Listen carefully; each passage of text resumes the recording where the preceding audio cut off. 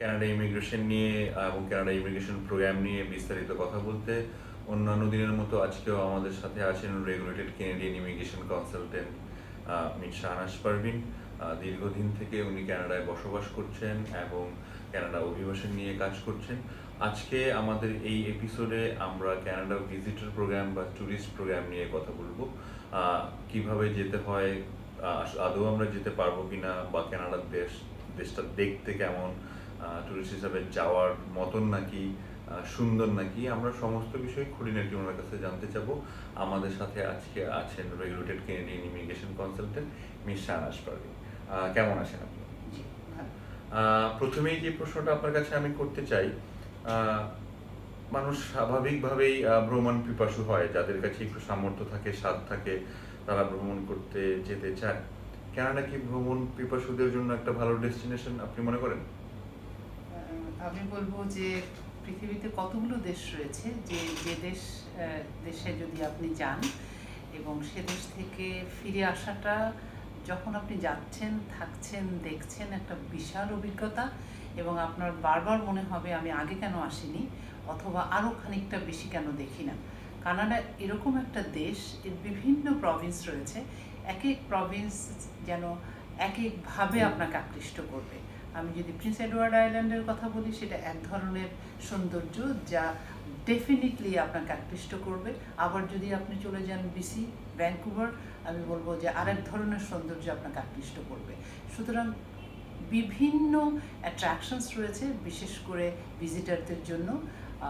আবার যদি আসি টরন্টোতে, ডেফিনেটলি আপনার নায়াগ্রা ফল দেখে মুগ্ধ হবেন না এমন কোনো মানুষ বোধহয় নেই, বা ভিজিটারকে আমি বলবো যে আছেন। সুতরাং আপনার প্রশ্নের উত্তরে আমি বলবো কানাডাতে দেখার, কানাডাতে গিয়ে দেখে মুগ্ধ হবার মতন অনেক অনেক কিছু রয়েছে। আমরা যারাই ঘুরতে যেতে চাই কানাডাতে, অনেকেই চিন্তা করে যে কানাডাতে ঘুরতে যাব, আমি ভিসা পাবো কি পাবো না। সাধারণত আমি যদি একটু দর্শকদের হয়ে আবারও বলি, যেটা প্রতি এপিসোডেই আমি চেষ্টা করছি দর্শকদের হয়ে কথা বলার, আমাদের কাছে যখন একটা নির্দিষ্ট পরিমাণ টাকা থাকে, ধরলাম 20,000 হোক, 50,000 হোক, আমরা চেষ্টা করি কক্সবাজার যাওয়ার। একটু বেশি টাকা থাকলে আমরা ইন্ডিয়া চলে যাই, আর একটু বেশি টাকা থাকলে আমরা ইউরোপে যাই বা মালয়েশিয়া, সিঙ্গাপুরে যাই। কানাডাতে যদি ঘুরতে যেতে চাই, যেহেতু প্লেজার ট্রিপ, এটা কেমন টাকা পয়সা লাগতে পারে, বা কেমন কিভাবে কত খরচ হতে পারে, বা আমাকে ভিসা নেওয়ার জন্য কেমন টাকা থাকাটা বাঞ্ছনীয়, এইটা কি মানে কি কোনোভাবে কি বলা সম্ভব দর্শকদের সুবিধার জন্য? আপনার প্রশ্ন অনেকগুলো, আসলে একটা প্রশ্ন কিন্তু নয়, আপনি আমাকে অনেকগুলো প্রশ্ন করেছেন। তার মধ্যে আর্থিক সঙ্গতিটা একটা বড় এরিয়া জুড়ে আছে। প্রথম কথাই হচ্ছে যে এটার আসলে সুনির্দিষ্ট কোনো অঙ্ক নেই যে এই পরিমাণ অঙ্ক থাকলেই আপনি একদম নিশ্চিত হয়ে গেলেন যে কানাডার ভিসাটা আপনি পাচ্ছেন। তাহলে আপনি আমাকে জিজ্ঞাসা করবেন খুব স্বাভাবিকভাবে যে কোন কোন বিষয়গুলো আমাকে খেয়ালে রাখতে হবে। অঙ্ক যখন সুনির্দিষ্ট নেই, আমি বলবো যে কেনেডিয়ান ইমিগ্রেশন যে বিষয়গুলোকে কনসিডারেশনে রেখে একজনের ভিসা অ্যাপ্রুভ করে, সেটা হচ্ছে ওনার ট্রাভেল হিস্ট্রি। আপনি বলেছেন যে আমরা এক সময় হয়তো দেশের মধ্যে বেড়াতে যাচ্ছি, কখনো হয়তো আমরা দেশের বাইরে যাচ্ছি। সুতরাং এই যে ওনার একটা ট্রাভেল হিস্ট্রি বা ভ্রমণ বৃত্তান্ত যদি আমি বলি, সেটা একটা কনসিডারেশনে রাখার বিষয়, এবং সেটা দেখেন। এছাড়াও যে দেশের সঙ্গে ওনার কি টাইজ রয়েছে, সেই বিষয়গুলো কনসিডারেশনে রাখা হয়। তাছাড়া টাকার অঙ্ক আমি বলবো যে সুনির্দিষ্ট নেই, তবে এখানে আপনি যদি আপনার একটু কমন সেন্স ব্যবহার করেন যে একটা পরিবার, আমি যদি ধরে নিই 4 সদস্য বিশিষ্ট একটা পরিবার কানাডাতে যাচ্ছেন ভিজিট করতে, এবং ভিজিট করতেই যাচ্ছেন, সুতরাং উনি বিভিন্ন ট্যুরিস্ট স্পট বা অ্যাট্রাকশনসগুলোতে যাবেন, দেখবেন, সেখানে একটা খরচ রয়েছে, এবং কিছু শপিং করবেন। সুতরাং সব কিছু মিলিয়ে হোটেলে থাকবেন, সব কিছু মিলিয়ে বেশ একটা খরচ সাপেক্ষ ব্যাপার। তো ওরকম সুনির্দিষ্ট অঙ্ক না থাকলেও একটা রেঞ্জ বলা যেতে পারে যে ট্রাভেল হিস্ট্রি ভালো থাকার পরে যদি কারো কাছে 4 সদস্য বিশিষ্ট পরিবারের জন্য যদি 30 থেকে 50 লাখের একটা অঙ্ক উনি যে কোনো ফর্মে দেখাতে পারেন যে ওনার কাছে রয়েছে, সেভিংস সার্টিফিকেট আকারে হতে পারে, চেকিং অ্যাকাউন্টে হতে পারে, সেভিংস সার্টিফিকেট আকারে হতে পারে, যেগুলোকে আমরা লিকুইড মানি বলে থাকি, সেটা, তার পাশাপাশি অন্য রিকোয়ারমেন্টসগুলো রয়েছে। আমি জানি আপনি আমাকে প্রশ্ন করবেন, আমি তখন উত্তর দেবো। আপনি যেটা বললেন যে আমাদের কি পরিমাণ খরচ হতে পারে বা দেখাতে হতে পারে, ওই পরিমাণ একটা আমরা ধারণা পেলাম আপনার কাছ থেকে। 4 সদস্য বিশিষ্ট একটা ফ্যামিলি, বিষয়টা কি এরকম যে ফ্যামিলি মেম্বারের সংখ্যা বেশি যদি হয় তখন একটু বেশি দেখানোটা বাঞ্ছনীয়? এটা আপনার কথা থেকেই আমরা বুঝে নিচ্ছি যে 6 জন যদি হয় আর একটু হয়তো আমাদের কমন সেন্স খাটিয়ে বেশি দেখাতে হবে। যাদের আত্মীয় স্বজন থাকে ওইখানে, তাদের জন্য কি আমি ঘুরতে যেতে চাই আমার বোনের কাছে বা আমার কাজিনের কাছে বা আমার ফ্যামিলির অন্য কোনো মেম্বার থাকে বা বন্ধু থাকে, সেই বিষয়গুলো কিভাবে কাজ করে? মানে আমি তাদের কাছে একজন সাধারণ টুরিস্ট যেভাবে যায়, বা আমি যদি আমার কোনো ফ্যামিলি মেম্বারের সাথে দেখা করতে চাই, সবার জন্য কি বিষয়টা একই রকম নাকি আলাদা করে কাজ করে? মানে আমরা যদি আরো এটা বিস্তারিত জানতে চাই। আসলে প্রক্রিয়াটা একই। এখন কথা হচ্ছে যে আপনার যদি একজন আত্মীয় কানাডাতে থাকেন, একজন বন্ধু কানাডাতে থাকেন এবং উনি যদি আপনাকে একটা লেটার অফ ইনভাইটেশন দেন, অর্থাৎ উনি আপনাকে আমন্ত্রণ জানাচ্ছেন যে আপনি কানাডাতে যাবেন, আপনি কানাডাকে দেখবেন, এছাড়াও আপনি ওনার সাথে খানিকটা সময় ব্যয় করবেন। আর উনি আপনাকে যেভাবে সাহায্য করতে পারেন সেটা হচ্ছে দুদিক থেকে। একদিক থেকে হচ্ছে যে উনি আপনাকে আর্থিক নিশ্চয়তা দিতে পারেন যে আপনি যে যাচ্ছেন আপনার সমস্ত ট্রাভেল এক্সপেন্স উনি বেয়ার করবেন। It includes air ticket, it includes hotel accommodation, it includes other expenses যেটা আপনি ওখানে গেলে খরচ হবে সেটা। তাহলে স্বাভাবিকভাবেই আপনার টাকার অঙ্ক যদি খানিকটা কম থাকে, এটা একজন সিআইসি অফিসারের জন্য কোয়াইট কনভিন্সিং যে আপনার আসলে ওই টাকাটা খরচ হচ্ছে না। তবে যিনি আপনার আত্মীয় অথবা বন্ধু আপনাকে এই আমন্ত্রণটা জানাচ্ছেন যে তুমি আসো, তোমার সমস্ত খরচ আমি বেয়ার করব, তাহলে খুব স্বাভাবিকভাবেই তাকে তার ডকুমেন্ট দিয়ে প্রুফ করতে হবে যে এই অর্থ যোগান দেওয়ার মতন বা আপনার পেছনে এই টাকাটা খরচ করার মতন উনি যোগ্যতা রাখেন। এই প্রমাণটা উনি কীভাবে দিতে পারেন? প্রতি বছরে আমরা বোধহয় কেনেডিয়ানদের কথাই বলছি বা পার্মানেন্ট রেসিডেন্ট যারা, তারা ট্যাক্স ফাইল করে থাকি এবং সরকার হিসেব নিকেশ করে দেখে যে আমরা কতটা ট্যাক্স দিয়েছি, কতটা রোজগার করেছি, যেটা নোটিস অফ অ্যাসেসমেন্ট বলা হয়। অর্থাৎ নোটিস অফ অ্যাসেসমেন্টটাকে দিতে হবে, উনি যেখানে কাজ করছেন সেটা দিতে হবে, ওনার আর্থিক অবস্থাটা কীরকম সেটা দিতে হবে।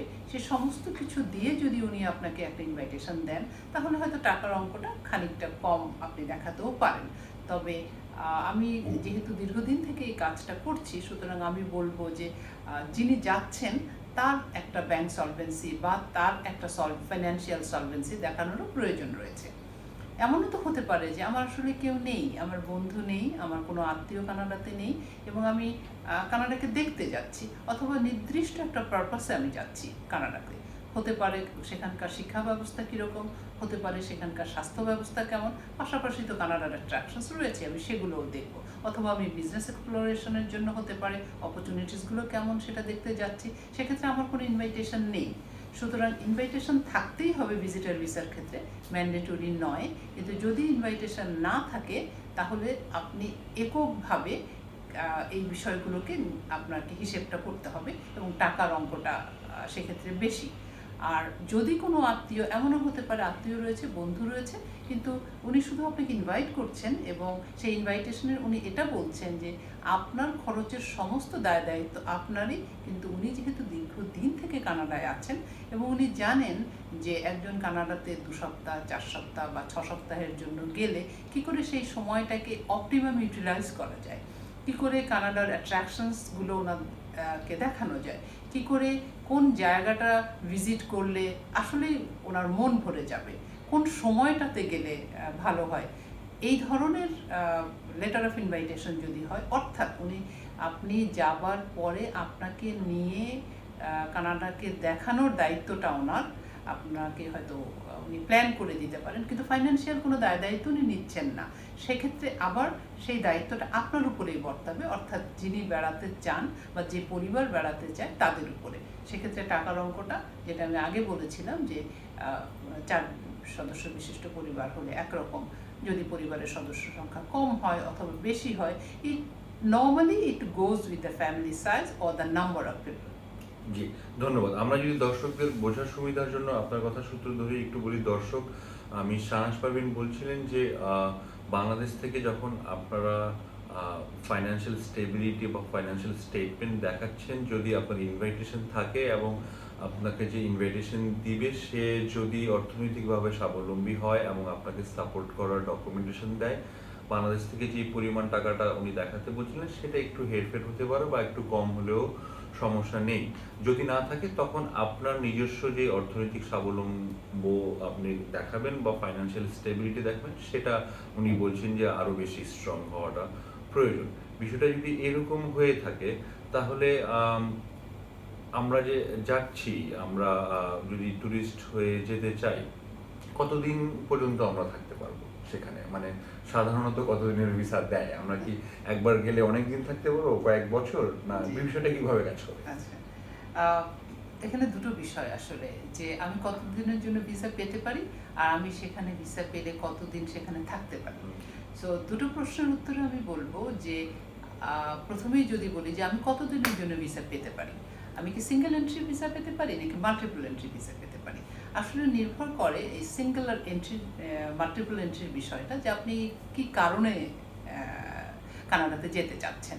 যেমন ধরেন আপনি হয়তো একটা কনফারেন্স অ্যাটেন্ড করতে যাচ্ছেন, সেক্ষেত্রে সিঙ্গেল এন্ট্রি ভিসা হতে পারে। আপনি হয়তো পারফর্মার, আপনি পারফর্ম করতে যাচ্ছেন, সেক্ষেত্রে সাধারণত সিঙ্গেল এন্ট্রি হয়ে থাকে। কিন্তু আপনি ভিজিটর হিসেবে যদি যেতে চান, যে কানাডাকে আপনি দেখতে চান, কানাডার বিভিন্ন ব্যবস্থা যেটা আমি মেনশন করেছি, স্বাস্থ্য ব্যবস্থা হতে পারে, শিক্ষা ব্যবস্থা হতে পারে, জীবনযাত্রা হতে পারে, অ্যাট্রাকশন তো রয়েছেই, দেখতে চান, সেক্ষেত্রে সাধারণত, আমি শব্দটা আবারও বলছি, সাধারণত এখন মাল্টিপল এন্ট্রি ভিসা দেওয়া হয়। এখন আপনার প্রশ্ন ছিল যে এই ভিসাটা আমি কতদিনের জন্য পেতে পারি। সাধারণত যেটা হয় সেটা হলো যে ইট always goes with the validity of the passport. সুনির্দিষ্ট করে কোনো কিছু বলা নেই, কিন্তু সাধারণত আপনার পাসপোর্টের ভ্যালিডিটি যতদিন থাকে, আপনার যদি 2 বছরের থাকে, 3 বছরের থাকে, 4 বছরের থাকে, তাহলে আপনি ওই পুরোটা সময়ের জন্যই মাল্টিপল এন্ট্রি ভিসা পেতে পারেন। বিশেষ করে বাংলাদেশিদের কথাই আমি বলছি। এখন আপনার দ্বিতীয় প্রশ্ন ছিল পুরোটা সময় কি আমি থাকতে পারবো, অথবা আমি কতদিন থাকতে পারবো। আমি ধরে নিলাম যে কারো পাসপোর্টে হয়তো 4 বছরের ভিসা উনি পেয়েছেন এবং মাল্টিপল এন্ট্রি, তাহলে উনি কানাডাতে গিয়ে কতদিন থাকতে পারবেন। মাল্টিপল এন্ট্রি ভিসা হলেও এবং 4 বছর ভিসার ভ্যালিডিটি থাকলেও আপনি একটানা 6 মাসের বেশি থাকতে পারবেন না। একজন ভিজিটর বাংলাদেশ থেকে যদি যান, তাহলে বা অন্য দেশ থেকেও, আমি এক্সক্লুসিভলি বাংলাদেশের কথা বলছি কারণ আমরা বাংলাদেশ থেকে কথা বলছি, একবার যদি যান মাল্টিপল এন্ট্রি ভিসাতে, উনি 6 মাস থেকে অন্ততপক্ষে 1 রাতের জন্য হলেও ওনাকে কানাডার বাইরে আসতে হবে।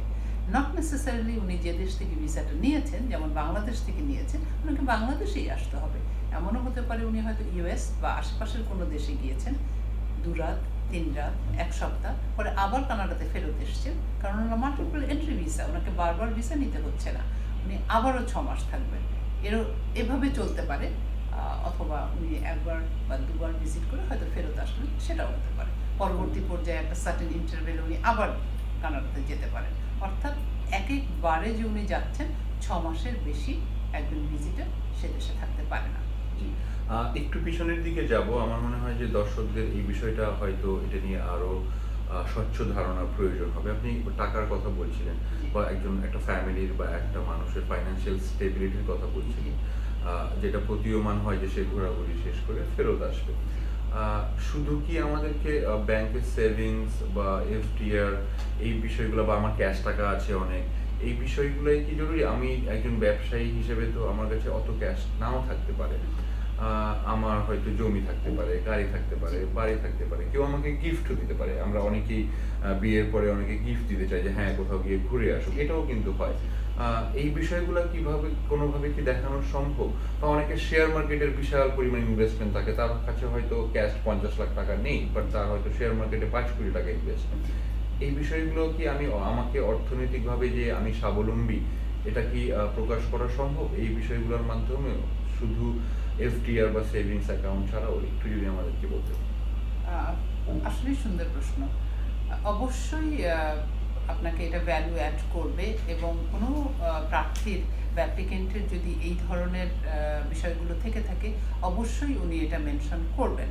এটা শুধুমাত্র যে ফাইন্যান্সিয়াল সিকিউরিটি বা ক্যাপাসিটিকেই ইন্ডিকেট করছে তা কিন্তু নয়। একটা বড় কারণ থাকে ভিসা রিফিউজালের ক্ষেত্রে, কারণ আমরা যখন অ্যাপ্লিকেশন করি আমরা কেউ চাই না যে আমরা একটা রিজেকশন মানে আমরা রিজেকশন পেতে অথবা আমার ভিসাটা না হোক।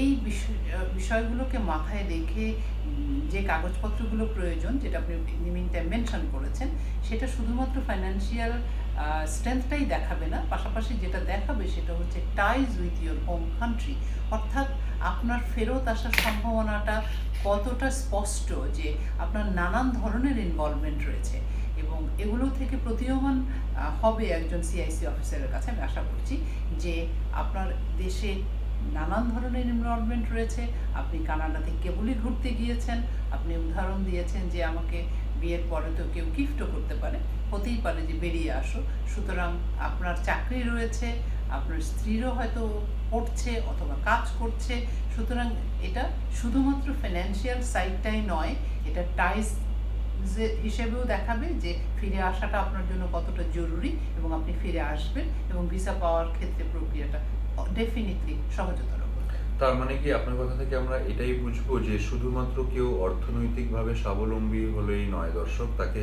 সামাজিকভাবে একজন মর্যাদা সম্পন্ন মানুষ হতে হবে এবং তার পেশাগত দিক থেকেও তাকে প্রতিষ্ঠিত হতে হবে। এই তিনটা বিষয়ে যখন কেউ সুন্দর করে প্রতিষ্ঠিত করতে পারছে বা দেখাতে পারছে, তখনই ভিজিটর হিসেবে যাওয়ার সম্ভাবনাটা বেড়ে যাচ্ছে। বিষয়টা কি এরকম, মানে অর্থনৈতিক স্বাবলম্ব হওয়ার পাশাপাশি অন্যান্য বিষয়গুলোও কি তারা দেখে, যে আপনি বাংলাদেশে কি করছেন এবং আপনার কাজের ক্ষেত্রে কোন জায়গাগুলোতে ভালো করছেন মন্দ করছেন, নাকি শুধুমাত্র টাকা পয়সার বিষয়গুলোই তারা গুরুত্ব সহকারে দেখে? মিস্টার দীপু, আপনি আসলে অনেকগুলো গুরুত্বপূর্ণ বিষয় অলরেডি মেনশন করে ফেলেছেন। আমি যদি একটু সিকোয়েন্সিয়ালি আসি, প্রথমে আপনি বলেছেন যে একজন মানুষ আর্থিকভাবে কতটা স্ট্যাবলিশ সেটা নানানভাবে দেখানো দরকার এবং দেখালে ডেফিনেটলি আপনার ভিসা পাওয়ার পসিবিলিটি বাড়ে। আপনার সাথে আমি সম্পূর্ণ একমত। আপনি বলেছেন যে কেউ যদি এখানে পড়াশোনা করেন অথবা কাজ করছেন, ডকুমেন্ট দিয়ে যখন ওটা প্রুফ করছেন, ডেফিনেটলি ভ্যালু অ্যাড করছে। আরেকটা বিষয় যেটা আমরা আলোচনায় আনিনি বা আপনি মেনশন করেননি, আমি এটা বলতে চাই যে শুধুমাত্র কিন্তু টাকা এবং সামাজিকতাই আমার টাইজ নয় আমার দেশের সঙ্গে। আমার মানুষগুলো, আমার মা রয়েছেন, আমার বাবা রয়েছেন, আমার ভাই বোন রয়েছেন, হয়তো আমার আত্মীয় স্বজন আছে, আমার সন্তান দেশে রয়েছে। এই যে মানুষের সঙ্গে মানুষের সম্পর্ক, এটা কিন্তু একটা বিশাল ties. Apart from the asset or education, work experience, এই সমস্ত বিষয়গুলো ছাড়াও আমার যে আত্মীয়কে আমি রেখে যাচ্ছি, আমার পরিবারের সদস্যকে আমি রেখে যাচ্ছি, অবশ্যই একজনের উচিত হবে যখন উনি অ্যাপ্লিকেশনটা করবেন ভিজিটার ভিসার জন্য, এই বিষয়গুলো যেন উনি ওনার কাগজপত্রের মাধ্যমে, ডকুমেন্টেশনের মাধ্যমে সুন্দরভাবে রিফ্লেক্টেড হয়। সব কিছু হলে একজন সিআইসি অফিসারের অনেক বেশি কনভিন্স উনি হবেন, যেটা মূল টার্গেট থাকে একজন অ্যাপ্লিকেন্টের, সেটা হচ্ছে যে এই প্রার্থী বা এই অ্যাপ্লিকেন্ট ভিজিটার ভিসাতে যাবে কানাডাতে, যে সুনির্দিষ্ট কারণ উনি মেনশন করেছেন, সেই কারণে উনি যাবেন, কারণ অ্যাপ্লিকেশনের মধ্যে পরিষ্কার করে লেখা আছে পারপাস অফ ভিজিট, কেন তুমি সেখানে যেতে চাও, এটা মেনশন করবেন এবং উনি যে ফেরত আসবেন এই টাইজগুলো খুব স্পষ্টভাবে দেখালে আমি বলবো যে বাংলাদেশ থেকে ভিজিটার ভিসা পাওয়াটা তেমন দুরূহ ব্যাপার নয়। আমরা যদি কেউ যেতে চাই বাংলাদেশ থেকে, কত দিনের প্রস্তুতি দরকার, মানে কত দিন ধরে আমাকে প্রস্তুত হতে হবে, বা আদৌ কি প্রস্তুতির দরকার আছে নাকি শুধু অ্যাপ্লিকেশন করে ফেললেই হয়? আসলে কানাডা ইমিগ্রেশন বলেন, ভিজিটার ভিসা বলেন, বা যারা উচ্চতর শিক্ষার জন্য যেতে চান, সব কিছুর জন্যই কিন্তু প্রস্তুতির প্রয়োজন রয়েছে। অথবা একজন স্কিলড ওয়ার্কার হিসেবে যেতে চান, ব্যবসায়ী হিসেবে যেতে চান, প্রস্তুতি ছাড়া কিন্তু কোনো কাজই হয় না।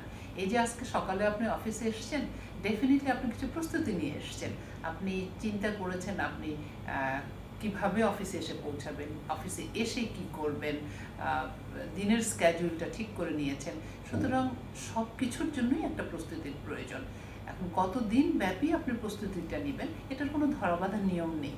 আমরা যে বিষয়গুলো নিয়ে আলাপ করলাম সেই বিষয়গুলো সংগ্রহ করতে যদি হাতের কাছে থেকে থাকে তাহলে আপনার তেমন সময় লাগছে না, কিন্তু আপনার হাতের কাছে সাধারণত থাকে না। যেমন আপনি চাকরি করছেন, আপনি হয়তো লিভ অফ অ্যাবসেন্সের প্রয়োজন, কারণ আপনার প্রমাণ করতে হবে যে এই আপনি কানাডা থেকে ফেরত এসে আপনি এই কাজটা করবেন, অথবা আপনি কোনো প্রতিষ্ঠানের কর্ণধার, প্রতিষ্ঠানটা পরিচালনা করছেন, আপনার যথেষ্ট দায়িত্ব রয়েছে। সুতরাং এই ডকুমেন্ট যদি আপনার রেডি থাকে যে আমি এই কাজটা পরিচালনা করছি, at the end of the day, অর্থাৎ আমি যখন কানাডা থেকে ফেরত আসবো আমি আবার আমার দায়িত্বভার বুঝে নিব, এই ডকুমেন্ট যদি হাতের কাছে থাকে, নাহলে আপনাকে ওই যে প্রস্তুতি বললাম, প্রস্তুতি নিতে হবে সংগ্রহের জন্য। ঠিক একইভাবে ফাইন্যান্সিয়াল বিষয়টাও আপনার কাছে সব কিছু যদি রেডি থাকে তাহলে সময় লাগছে না, না হলে আপনাকে প্রস্তুতি নিয়ে রেডি করতে হবে। আর আপনার বোধহয় সর্বশেষ একটা প্রশ্ন ছিল, আমি মনে করতে পারছি না। আমরা যেটা জানতে চাচ্ছিলাম যে এই প্রস্তুতিটার, যেহেতু আপনি বলছেন সময়সীমা নেই, তাহলে আমরা যখন এই অর্থনৈতিক বিষয়গুলো এবং সামাজিক এবং আমি যে ফেরত আসবো এই বিষয়গুলো যখন আমরা প্রমাণ দিতে পারছি, তখনই কি আমি মনে করবো যে আমি প্রস্তুত ভিসা অ্যাপ্লিকেশন জমা দেওয়ার জন্য? বিষয়টা কি এরকম? হ্যাঁ, আমি বলবো যে হ্যাঁ তাই, কিন্তু এর মধ্যে একটা বিষয় আমরা আলোচনা আনিনি, কারণ শুরুতে বলেছিলাম যে আপনি বাংলাদেশ থেকে প্রয়োজনীয় কাগজপত্রগুলো তৈরি আপনার কাছে, আপনি যদি কোনো লেটার অফ ইনভাইটেশন চান, তাহলে সেই লেটার অফ ইনভাইটেশনও যদি আপনার কাছে থাকে, তাহলে আমি বলবো যে আপনি অ্যাপ্লিকেশনের জন্য রেডি, গুড টু গো। যদি আমার কাছে কারো ইনভাইটেশন থাকে এবং আমি অর্থনৈতিকভাবে স্বাবলম্বী, আমি কাজ করছি বা ব্যবসা করছি, সেই সমস্ত ডকুমেন্টও আমার কাছে আছে, তারপরে আমি যখন অ্যাপ্লিকেশনটা করব বাংলাদেশে, এই অ্যাপ্লিকেশন করার পরবর্তীতে কি পরিমাণ সময় লাগে, বা ক্যানাডিয়ান ইমিগ্রেশন থেকে কি বলা হয় যে কতদিন সময় লাগে তাদের এই অ্যাপ্লিকেশন দেখতে বা আমি আবার ফেরত পাবো জানতে, প্রক্রিয়াটা কেমন? আচ্ছা, আমি বলবো যে বাংলাদেশের জন্য এই প্রক্রিয়াটা যথেষ্ট সহজীকরণ এবং খুব দ্রুত হয়। এটা কান্ট্রি টু কান্ট্রি ভ্যারি করে আসলে ভিজিটার ভিসার ক্ষেত্রে, যে after submission of your complete package, complete application package, আপনার প্রশ্নটা বোধহয় যে তারপরে আর কেমন সময় লাগবে। তো বাংলাদেশের জন্য সেটা হচ্ছে যে আপনি অনলাইনে এই অ্যাপ্লিকেশনটা করতে পারেন, অথবা আপনি পেপার অ্যাপ্লিকেশনও করতে পারেন। আপনি যেটাই করেন না কেন, বাংলাদেশের জন্য বায়োমেট্রিক্স এখন বাধ্যতামূলক।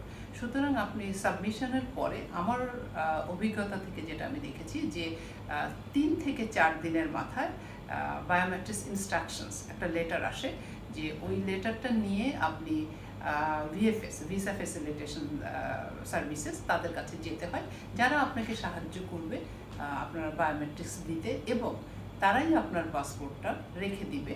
কারণ আপনি সরাসরি আপনার পাসপোর্ট, সিঙ্গাপুর অফিস, বাংলাদেশের জন্য ভিসা, কেন কেনেডিয়ান ভিসা অফিস হচ্ছে সিঙ্গাপুর, কিন্তু সেখানে আপনি পাঠাতে পারেন না, এই এজেন্সিটাকে দায়িত্ব দেওয়া হয়েছে। সুতরাং আপনি সেখানে বায়োমেট্রিক্স দিবেন এবং তারপরে পাসপোর্টটা তারা জমা নিয়ে নেবে, সেটার জন্য তারা একটা মিনিমাম সার্ভিস চার্জ নেবে। তাদের দায়িত্বটা হচ্ছে এটা সিঙ্গাপুরে পাঠানো। এই প্রসেসটা শেষ হয়ে আসতে কতটা সময় লাগে আপনার প্রশ্ন বোধহয় সেটা।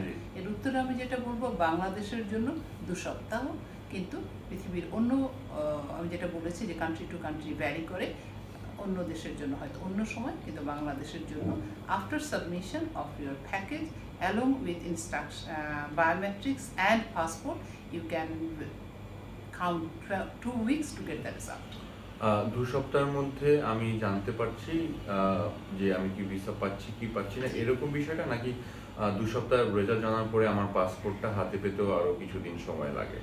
আমি যদি ঢাকার অ্যাপ্লিকেন্ট হন, ঢাকা, চিটাগং, সিলেট, এরকম যে জায়গাগুলোতে ভিএফএস এর সেন্টার রয়েছে, ওরা আসলে পাসপোর্টটা পাঠিয়ে দেয় আপনার রেজাল্ট সহকারে, সেটা পজিটিভ অথবা নেগেটিভ যাই হোক না কেন, সরাসরি ভিএফএসে। এবং ভিএফএস তখন যখন আপনি প্রথমে জমা দিচ্ছেন, তখন আপনার কন্ট্যাক্ট নাম্বারটা রেখে দেয় এবং একটা স্লিপের মতন দিয়ে দেয় আপনার একটা সিরিয়াল দিয়ে। তো যখন ওদের কাছে ফেরত আসে, তখন ফোন করে ওরা বলে আপনারা এসে নিয়ে যান। এখন ঢাকা যদি হয়, তাহলে যেদিন পেয়েছে সেদিনই হয়তো আপনি পেতে পারেন, অথবা একদিন পরে। আর যদি এমন জায়গাতে আপনি বসবাস করেন যে দেশে যে ডিস্ট্রিক্টে বা জেলা শহরে আপনার ভিএফএস নেই, তাহলে হয়তো আপনাকে এসে কালেক্ট করতে যে সময়টা লাগছে সেই বাড়তি সময়টা ধরতে হবে। দর্শক, যেটা শুনছিলাম আমরা, যে কেউ যদি ভিজিটর হয়ে যেতে চায় একটা প্রস্তুতি দরকার হয়, এবং কানাডা দেখতেও দেশটা খুব সুন্দর। মিস শাহনাজ পারভীন বলছিলেন যে বড় শহরগুলো তো রয়েছেই, নায়াগ্রা ফলস থেকে শুরু করে সব কিছুই, এবং অন্যান্য যে ছোটো ছোটো প্রভিন্সগুলো রয়েছে, আমি নিজেও কয়েকটা জায়গায় গিয়েছি, আমি বলবো খুবই সুন্দর দেখতে। তো আমরা সবাই আসলে এখন ভ্রমণ পিপাসু, বাংলাদেশে এই ট্রেন্ড রয়েছে যে সবাই বিভিন্ন জায়গায় ঘুরতে যায়। আমরা দেশটা দেখছি, সাউথ এশিয়া দেখছি, আমরা হয়তো পৃথিবী এত ছোট হয়ে গেছে, কানাডাও এখন হাতের মুঠোর সামনে, কিছুদিন পর হয়তো আরও অনেক কাছাকাছি হবে, আমাদের যাওয়াটাও আরও সহজ হবে। ভিজিটর হয়ে তো যেতে কীভাবে পারি সেটা মিস শাহনাজ পারভীন বললেন। আমি দর্শকদের হয়ে, যেহেতু আমাদের কাছে প্রচুর প্রশ্ন আসে, এরকম আমাকেও উত্তর দিতে হয়, ওনাকে উত্তর দিতে হয়, আমি জিজ্ঞেস করবো যে ভিজিটর হয়ে যদি আমি থেকে যেতে চাই, কোনো কি সুযোগ থাকে, বা আইন কি বলে, সুযোগ আছে নাকি, বা আইন অনুযায়ী আমি থাকতে পারি নাকি, নাকি এই বিষয়গুলো আসলে এইভাবে কাজই করে না, ভিজিটর হয়ে থাকার কোনো সুযোগই নেই?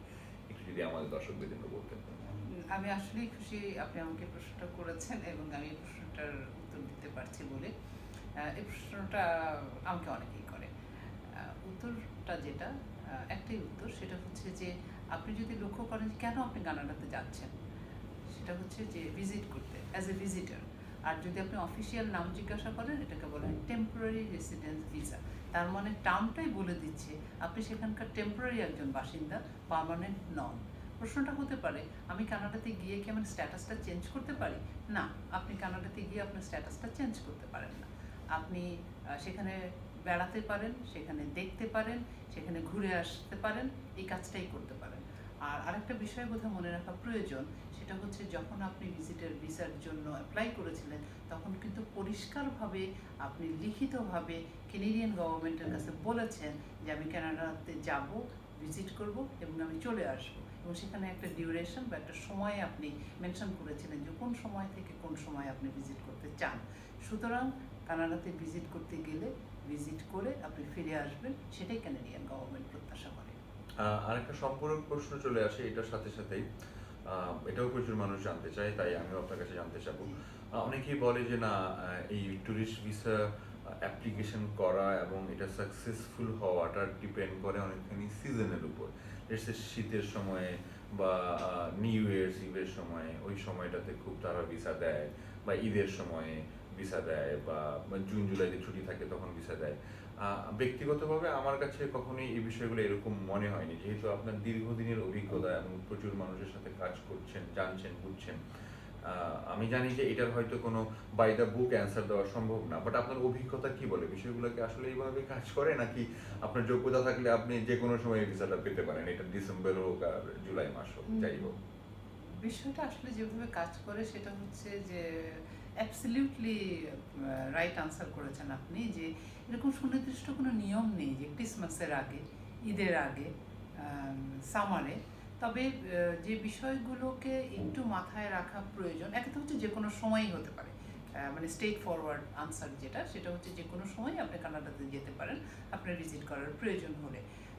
তবে ভিজিটর হিসেবে অনেক সময় মানুষ এই বিষয়গুলোকে কনসিডারেশনে রাখেন যে আমি আসলে কানাডার সামারটা দেখতে চাই, আমি কানাডার ফলটা দেখতে চাই।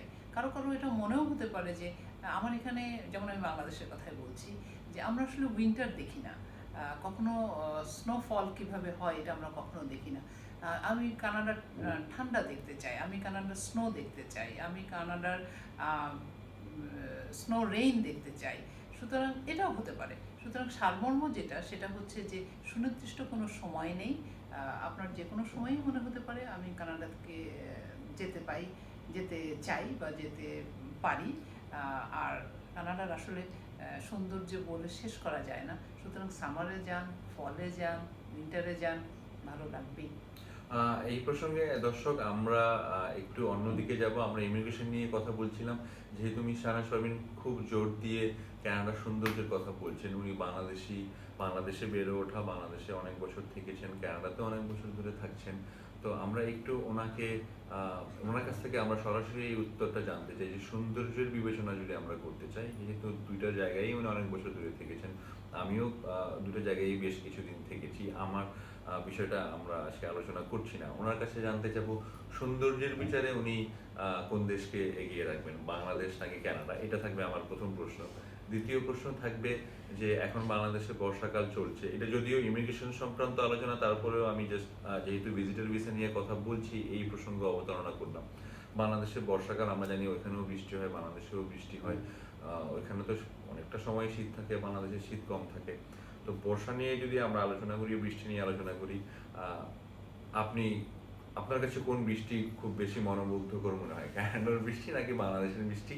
আর সৌন্দর্য কোন দেশের বেশি আমি বলবো, যদি কম্পেয়ার করতে বলি, যেহেতু আপনি দুটো জায়গায় থেকেছেন, একটু যদি আমাদেরকে আপনার ভেতর থেকে কি বলে সেই উত্তরগুলো আমরা জানতে চাই। প্রশ্নটা খুব মজার। উত্তরটা আমি আসলে এভাবে দিতে চাই যে আপনাকে যদি আমি প্রশ্ন করতাম মাকে বেশি ভালোবাসেন নাকি বাবাকে, আপনি উত্তর করতে পারতেন না। চালাকি করে যেটা বলতেন সেটা হচ্ছে দুজনকেই ভালোবাসি।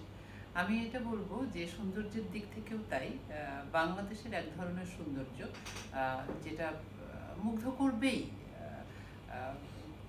আমি খুব রিসেন্টলি গিয়েছিলাম সিলেটে, কানাডা থেকে এসেছি, তো আমার মনে হয়েছে কানাডার সৌন্দর্য তো খানিকটা হলেও দেখা হয়েছে, বাংলাদেশেরও দেখা হয়েছে, আরেকবার দেখি না কেন।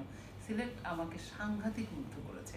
আমি গতবার যখন এসেছিলাম তখন আমি কক্সবাজার গিয়েছি, নীলগিরি গিয়েছি, বান্দরবনে গিয়েছি, অসাধারণ, বর্ণনা করতে পারবো না আমার স্বল্প বা সীমিত ভাষায়। কানাডার সৌন্দর্যের ক্ষেত্রেও তাই, অবারিত। আসলে বর্ণনা করার, আমি জানি না, হয়তো কবি সাহিত্যিক হলে আমি বর্ণনা করতে পারতাম, কিন্তু আমি বর্ণনা করতে পারবো না। যেমন আমি যতবার ফল দেখি, বিশেষ করে কানাডার ফল সিজনটা, পাতার বাহার দেখি, পাতার রঙের পরিবর্তন দেখি, আমার কাছে মনে হয় যে সৃষ্টিকর্তা সত্যি সমস্ত কিছু ঢেলে দিয়েছে কানাডার এই ফল সিজনটাকে সাজাতে। সামারেও একই কথা মনে হয়, বাংলাদেশের দিকে সবুজের দিকে তাকালে একই কথা। সুতরাং আমি আসলে কম্পেয়ার করতে পারবো না। আমি বলবো দুটোই সুন্দর, অসাধারণ সুন্দর।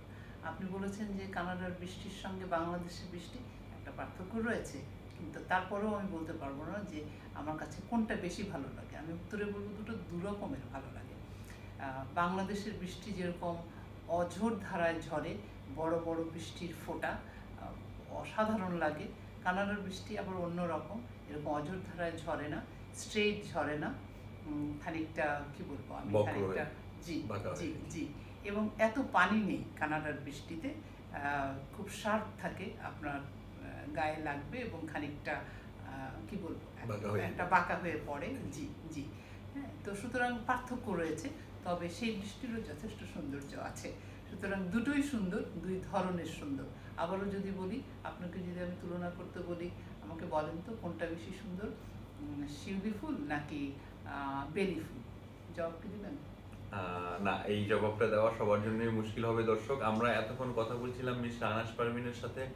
আজকে এপিসোডে আমরা চেষ্টা করেছি ভিজিটর ভিসা পাওয়ার জন্য আমাদের কি কি যোগ্যতা থাকা প্রয়োজন, কেন যাব, কত টাকা দরকার, ফ্যামিলি মেম্বার কতজন হলে কেমন টাকা দেখাতে হবে, ইনভিটেশন থাকলে কি হচ্ছে না হচ্ছে। এর মধ্যে আমি আমাদের দুজনের পক্ষ থেকে দর্শকদের কাছে একটু ক্ষমা প্রার্থনা করব যে মধ্যে কিছুটা সময় আমরা অন্য প্রসঙ্গে গিয়েছিলাম, যেহেতু আমরা ভিজিটর নিয়ে কথা বলছিলাম।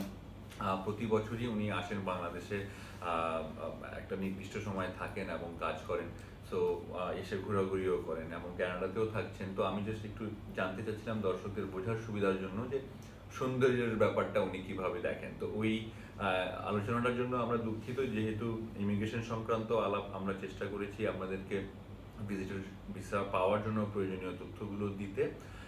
আপনাদের যদি কোশ্চেন থাকে বা আরও বিস্তারিত কোনো জানার প্রয়োজন হয়, আমাদের ইউটিউব যে চ্যানেলটাতে এই ভিডিওগুলো যাচ্ছে একের পর এক, প্রতিটা এপিসোডে আপনারা দেখতে পাবেন, আপনারা দেখতে পাচ্ছেনও হয়তো।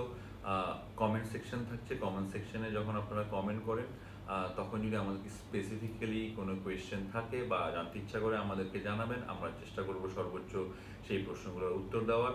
আজকের মতো আমরা এখানেই থামছি। ধন্যবাদ, ভালো থাকবেন।